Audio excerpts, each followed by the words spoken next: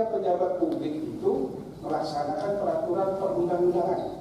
Itu salah satu sumpah jabatan yang terpenting. Gubernur Kalimantan Utara Dr. Haji Irianto Lamri mengungkapkan, setiap kepala daerah tidak serta-merta bebas mengeluarkan keputusan atau kebijakan maupun legitimasi hukum. Aturan yang dikeluarkan bupati atau wali kota berupa edaran yang bisa dibatalkan jika memberatkan masyarakat atau bertentangan dengan aturan yang lebih tinggi.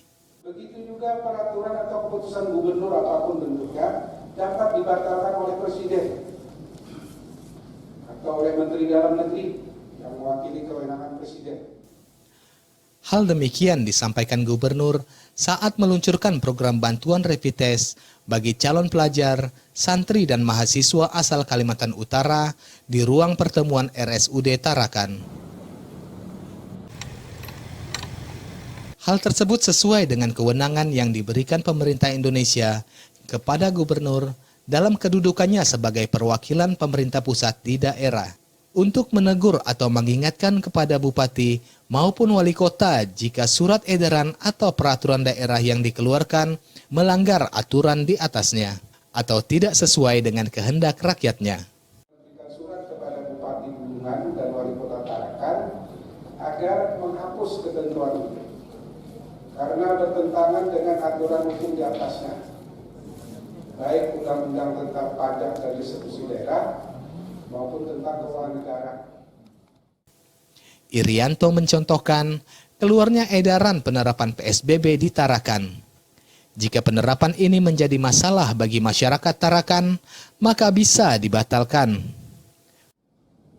Jadi saya pada kesempatan ini ingin mengingatkan kepada jajaran pemerintah Kota Tarakan dan Wali Kota Tarakan. Jika nanti PSBB ini akan menjadi masalah bagi rakyat Kota Tarakan, bisa saja saya mengambil kebijakan setelah berkonsultasi, bertukar pikiran dengan Forkompinda Provinsi, bisa kita batalkan.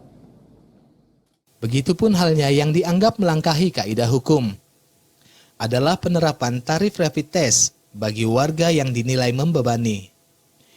Irianto menyebutkan harga termurah rapid test hanya 200.000 per unit. Jika ada kepala daerah yang menetapkan ketentuan rapid test sebesar 1 juta rupiah, itu melanggar aturan di atasnya.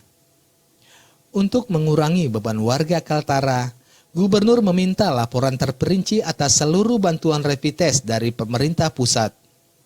Untuk Kaltara, sebanyak 7.200 unit dan 1.260 unit diantaranya disalurkan ke Tarakan. Jadi tidak hanya untuk santri ya, mahasiswa, pelajar, yang penting nanti ada dia memenuhi kriteria. Yang kriteria pertama tentu tidak mampu secara ekonomi. Untuk itu perlu ada keterangan RT. Samping itu tentu ada pengecualian, misalnya pengurus masjid atau gereja, rumah ibadah itu masih mungkin, tapi selektif. Kalau yang mampu secara ekonomi itu dianjurkan bayar tentu sesuai standar rumah sakit. Di sini 500.000 Pak. Siap. 500.000 bayar. PCR itu 2 juta sampai 2,5 juta. Tapi kalau dia nanti ada kebijakan dari gubernur bisa kita gratiskan. Atau dia gratis karena ditanggung oleh APBN, oleh yang pasien dalam pengawasan. Itu kita minta ganti dengan Kementerian Kesehatan.